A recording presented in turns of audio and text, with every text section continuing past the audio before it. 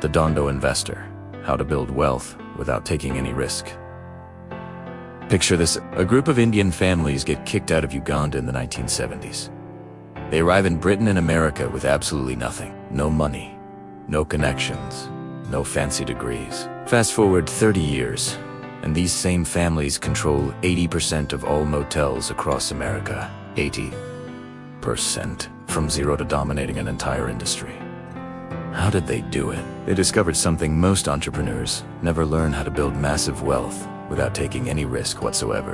And today, you're going to learn their exact blueprint. But first, let me ask you something. What if I told you that Bill Gates, Richard Branson, and Sam Walton, three of the richest blokes on the planet, all used the exact same risk-free method to build their empires? What if everything you've been taught about entrepreneurship is completely backwards? See, we've been brainwashed into believing that starting a business means taking massive risks, that you need to quit your job, mortgage your house, and bet everything on some revolutionary idea. Complete bollocks. The truth is, real entrepreneurs don't take risks at all. They do everything in their power to eliminate risk entirely. This is the story of the Dondo method, an ancient business philosophy that has created more millionaires than any other strategy in history. And by the end of this hour, you'll have the exact mental models to start building serious wealth, even if you're currently skint and working a 9-to-5 you despise. The Dondo philosophy explained, right? Let's start with the basics. Dondo comes from Gujarat, the same region of India where Gandhi was born. These Gujaratis are absolutely mental when it comes to business. And Dondo does unjust mean business. It means a very specific way of doing business where the downside is practically non-existent. Think about it like this: heads I win, tails I don't lose much. That's the entire philosophy in 6 words. When you embark on any business venture using Dondo principles, if things go brilliantly, you win massive. If they go tits up, you lose virtually nothing. Now, here's where most people get it wrong. They think entrepreneurship is about taking big risks. They've watched too many films where some bloke mortgages his house and either becomes a millionaire or loses everything. That's not entrepreneurship. That's gambling. And gamblers, more often than not, end up skint. Real entrepreneurs are obsessed with one thing: eliminating risk whilst keeping all the upside. They like those clever sods who figure out how to bet on both horses in a race and still come out ahead. Mental Model 1. The power of cloning. Here's your first mental model, and it's going to blow your mind. We're taught from childhood that to succeed in business, you need to innovate. You need to come up with something completely new, something the world's never seen before. What absolute rubbish. The reality is this: the world will happily accept 3 of the same thing, 5 of the same thing, even 10 of the same thing. And actually, it's far easier to look at something that already works and ask yourself, can another one of those exist? Or can I take what's there and tweak it slightly? Let me tell you about 2 of the greatest cloners in history: Bill Gates and Sam Walton. Now, you probably think of Bill Gates as some sort of tech genius, right? The man who revolutionized computing. Wrong. Bill Gates is a world-class copycat, and Microsoft wouldn't exist without his ability to clone brilliantly. Think about it: Microsoft Word, Copid from WordPerfect, Excel nicked from Lotus. Even Bing, their search engine, is just a poor man's Google. Everything Microsoft has ever done well came from copying someone else and doing it slightly better or cheaper. And Sam Walton. The Walton family is now the richest family on Earth. Richer than Elon Musk. Richer than anyone. But Sam Walton himself admitted he never had an original idea in his life. Walmart originally cloned Sears and Kmart. The mad thing is, Walmart ended up burying both of them. Sam was so obsessed with cloning that when he went on family holidays, he'd stop at every retail store they passed. His family would wait in the car whilst he went inside to nick ideas. He once said, "There is no human who has ever lived who has visited more retail stores than him." The man was a cloning machine.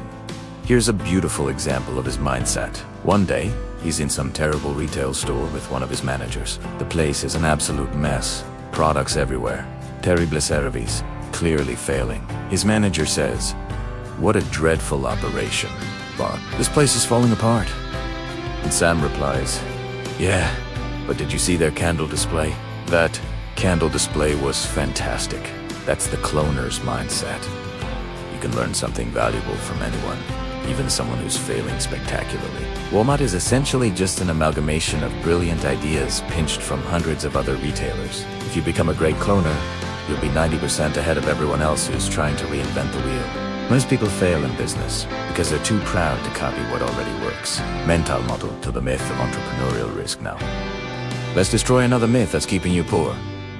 The idea that starting a business is risky. It's complete nonsense. What's actually risky is working a 9-to-5 job your entire life. Think about it. You've got one life, right? One shot at this. If you spend it doing work that doesn't light you up, work that doesn't let you get your music out into the world, you're taking the biggest risk of all. You're risking never becoming who you're meant to be. Real entrepreneurs structure things, so the risk approach is zero. Let me show you exactly how, using a brilliant example from Richard Branson. Branson wanted to start Virgin Atlantic. Now, to start an airline, you need a jumbo jet. These things cost about 150 million quid. That's serious money, even for someone like Branson. But here's the mental bit. He got Virgin Atlantic off the ground with zero capital and zero risk. How? He replaced capital with creative thinking. He rang directory assistants in Seattle and asked for Boeing's number. Then he rang Boeing's main switchboard and said, "I'd like to lease a jumbo jet." They hung up on him. He rang 30 times. They kept hanging up. Finally, some receptionist got fed up and said, "Let me put you through to someone who handles leasing so they can tell you to sod off properly." They transferred him to the leasing department. And this bloke says, "Look, Mr. Branson, in every country we have one customer. In the UK, that's British Airways. We've got nothing to discuss." But Branson's clever. "Right," he says.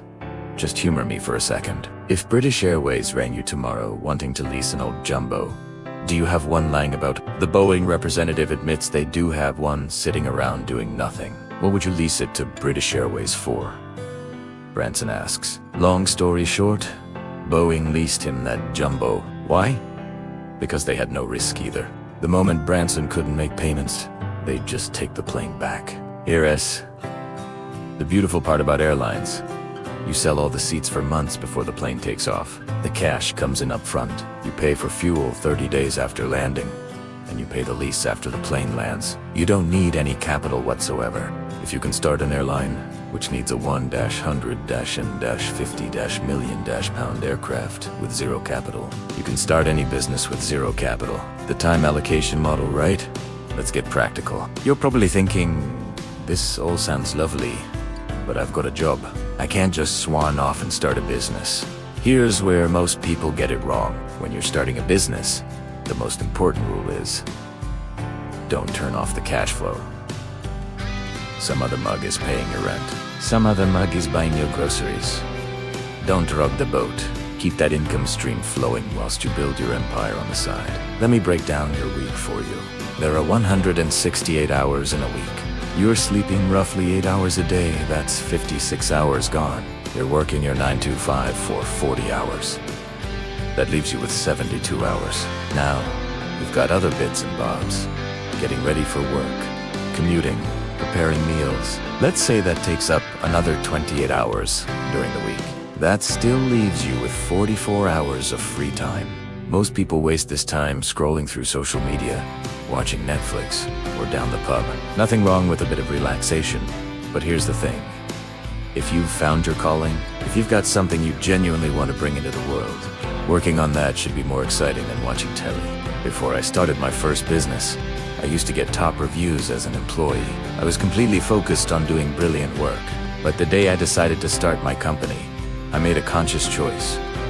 My performance needed to be just above firing level.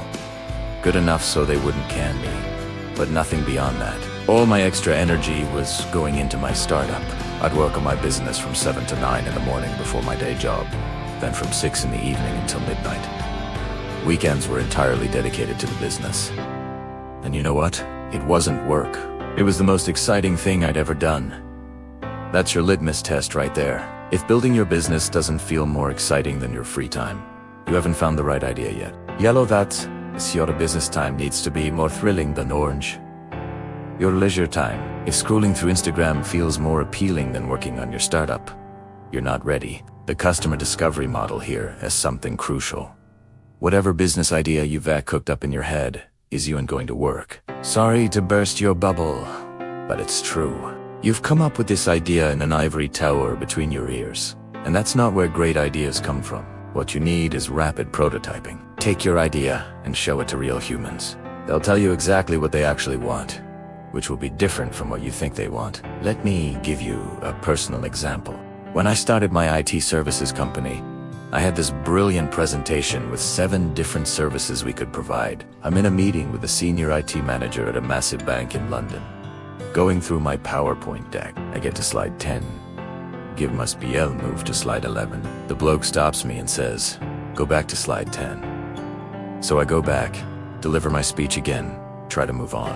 "No," he says, "go back to slide 10 and don't change slides again. I've got no interest in anything else." That one slide was addressing his biggest pain point. He didn't need the other 6 services I was flogging. He needed that one thing desperately.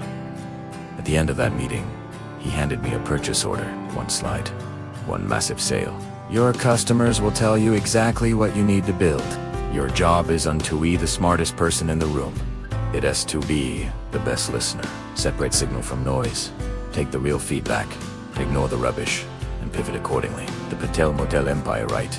Let me tell you the story that perfectly illustrates Dando principles in action. It's the story of how the Patels conquered America's motel industry. Over a century ago, Patelistats, an ethnic group from Gujarat, went to Uganda to build railways. They're incredibly savvy business people, and over the decades, they became massively successful, controlling large chunks of Uganda's economy. Then, in the 1970s, Idi Amin came to power and declared Africa for Africans. He kicked all the Patels out and nationalized their assets. These families became stateless overnight. America, Britain, and Canada took them in, but they arrived with virtually nothing. Most had no skills that would get them decent white-collar jobs in their new countries, but they were Dando masters, so they started looking for opportunities.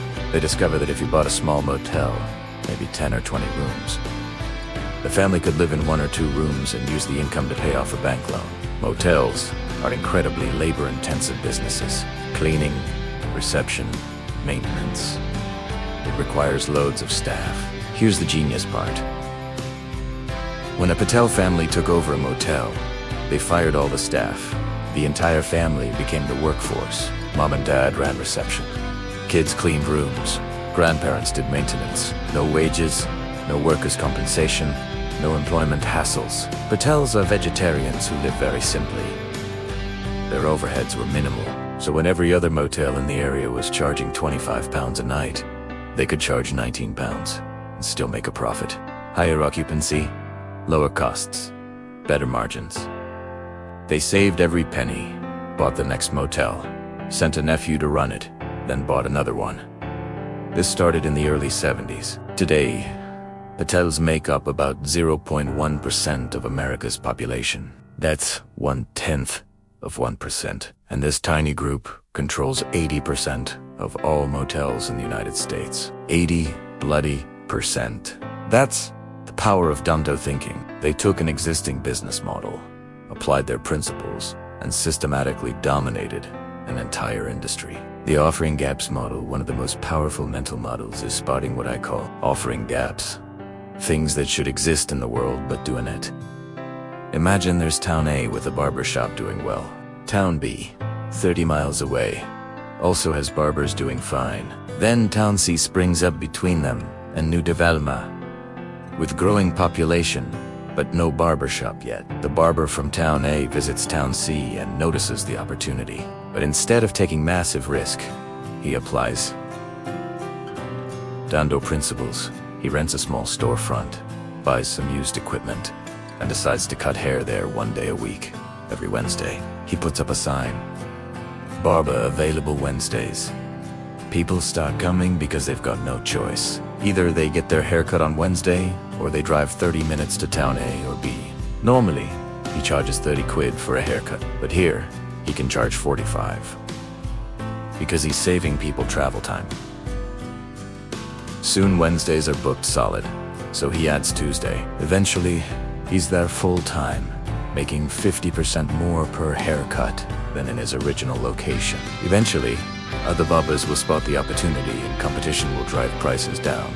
But by then, he's doubled his business and established himself as the go-to barber in town. See, he's got first mover advantage and customer loyalty. What risk did he take? Virtually none, small rent, used equipment, kept his original shop running. That's offering gap thinking. Howard Schultz did the same thing. He saw coffee culture in Italy and thought this could work in America. He wasn't inventing coffee or cafes. He was spotting an offering gap and filling it. The recruiting model, here's something most entrepreneurs get catastrophically wrong. Hiring, they think they can do everything better themselves, so they avoid bringing on quality people. Big mistake. Look at Elon Musk and Steve Jobs. They believed their #1 job was recruiting. Elon personally interviewed the first 3,000 people who joined SpaceX. Think about that. 3,000 interviews. He didn't trust this to anyone else. Steve Jobs used to say that players want to work with the players. The moment you hire a B player, they'll hire B and C players. They'll never hire anyone better than themselves. Your journey downhill starts the moment you compromise on talent. As an entrepreneur, you've got loads of demands on your time, but recruiting has to be at the top of the list. You've got to be willing to spend ridiculous amounts of time finding the right people. Here's the thing about humans. Their core traits are hard-coded by age 5. You're not going to change someone's fundamental character between 5 and 95. So don't try to hire potential. Hire people who already are who you need them to be. What I look for are 3 non-negotiable traits: intelligence, integrity, and willingness to work hard. Miss any one of these, and you're in trouble. Integrity is the most important. Absolute honesty. Highest ethical standards, whether they're dealing with customers or colleagues. There's no gray area here. It's black and white. And here's the crucial bit. Hire slowly, fire quickly. If someone's not working out, you're doing them a favor by letting them go quickly. They might be brilliant somewhere else, just not with you. And you're definitely doing your other team members a favor by not forcing them to work with someone who is dragging everyone down. The investment principles, right? Let's talk about investing, because this is where most people really mess up. There are 3 variables that determine your investment success: starting capital, length of runway, and rate of return. Let me tell you a story that'll blow your mind. In 1626, Dutch settlers bought Manhattan Island from the Native Americans for $24 worth of goods. Everyone thinks the Indians got ripped off, right? Wrong. Here is the mental bit.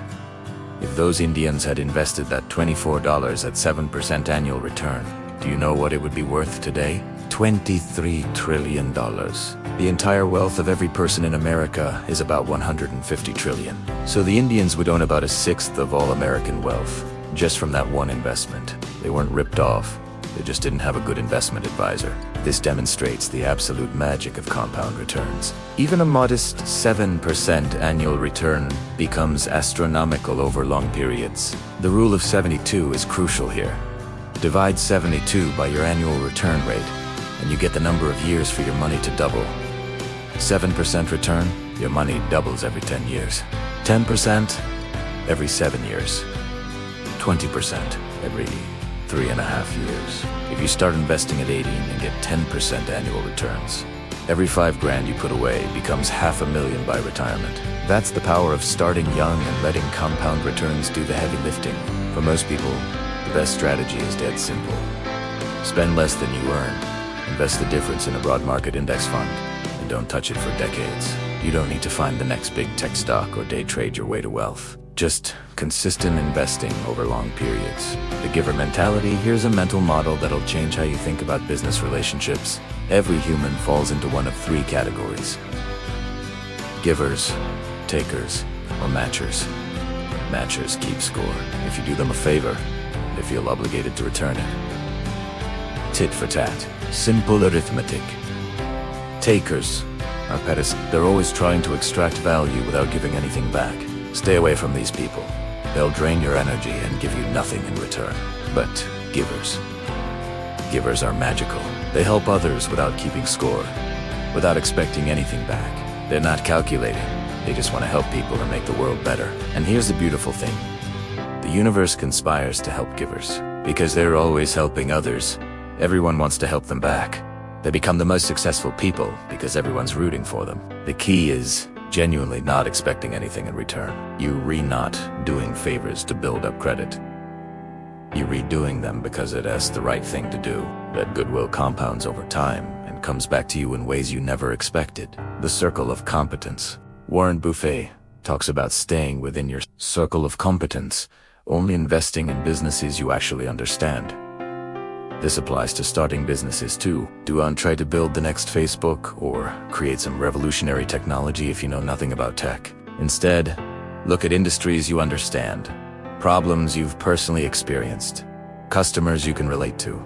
The barber who expanded to the new town understood the haircutting business. The Patels understood hospitality and family-run businesses. They weren't trying to reinvent industries. They were applying their existing knowledge in new contexts. Your circle of competence might be small right now, but that's fine. Better to be brilliant within a small circle than mediocre in a large one. And as you gain experience, your circle naturally expands. The skin in the game principle. Always look for situations where everyone has skin in the game, where success or failure affects them personally. This aligns incentives and reduces risk. When I was building my IT services company, I wanted clients who desperately needed what I was offering, not ones who were just casually interested. That senior manager at the bank, he had serious skin in the game. His problem was costing the bank millions. He needed a solution immediately. Same principle applies to partnerships, investments, employees. You want people who benefit when you succeed and suffer when you fail. That's when you get their absolute best effort. The low-hanging fruit model always starts with the easiest wins first. Don't try to solve the hardest problem or target the most difficult customers initially. Build momentum with quick victories. When I was cold calling potential clients, I didn't start with the biggest, most prestigious companies. I started with mid-sized firms that were more likely to take a meeting with an unknown startup. Each small success gave me confidence and credibility for the next conversation. Low-hanging fruit gives you cash flow, testimonials, case studies, and proof of concept. Once you've picked the easy fruit, you can tackle the harder challenges from a position of strength. Putting it all together, right? Let's wrap this up with some practical steps. You now have the mental models, but knowledge without action is worthless. First, find your offering gap. What exists in one place, but not another? What problem do you personally face that others probably share? Don't try to invent something revolutionary. Look for something that works elsewhere and clone it. Second, structure it as a dondo opportunity. How can you test this idea with minimal risk? Can you start part-time whilst keeping your day job? Can you begin with just a few hours per week? Third, listen obsessively to potential customers. Whatever you think they want, you're probably wrong. Show them early versions, get feedback, iterate quickly. The market will tell you exactly what to build if you're paying attention. Fourth, focus ruthlessly on the fundamentals. Great people, clear value proposition, excellent execution. Don't get distracted by fancy marketing or complex strategies until you've nailed the basics. Fifth, think long-term about everything. Your reputation, your relationships, your investments. The magic happens over years and decades, not months. Remember, they didn't have fancy MBAs or massive investment capital. They just understood Dondo principles and applied them consistently, from stateless refugees to controlling an entire industry in 30 years. That's the power of thinking differently about risk and opportunity. Most people are looking for the next get-rich-quick scheme. You're looking for get-rich-slowly certainties. Closing call to action. So there you have it, the Dondo method that created more wealth than any other business philosophy in history. The same principles used by Bill Gates, Sam Walton, Richard Branson, and thousands of other successful entrepreneurs who built empires without taking massive risks. The question now is simple. What are you going to do with this knowledge? Are you going to file it away and forget about it? Or are you going to start applying these mental models immediately? Your 9-to-5 job isn't going anywhere. It'll be there if your business doesn't work out. But the opportunity to build something meaningful, to get your music out into the world, to create genuine wealth and freedom, that opportunity is right in front of you. Start small, think big, move fast. Find an offering gap, in your area of expertise. Clone something that works elsewhere. Structure it so you can't lose much if it fails, but can win big if it succeeds. The Patels did it. Thousands of other Dondo practitioners have done it. The only question is, will you? Don't let another year pass wondering what if. The best time to start was 20 years ago. The second best time is right now. If this resonates with you, if you can see the possibilities opening up in your mind, then you're ready. The Dondo path isn't always easy, but it's infinitely more rewarding than wondering what might have been. Your future self is counting on the decision you make today. Don't let them down. Now stop watching and start doing. Your empire awaits. Your time is coming. Keep believing. Keep fighting. Don't just watch. Go out and prove them wrong. Thank you for being part of the journey. If you liked it, please like, comment, and subscribe. Bye.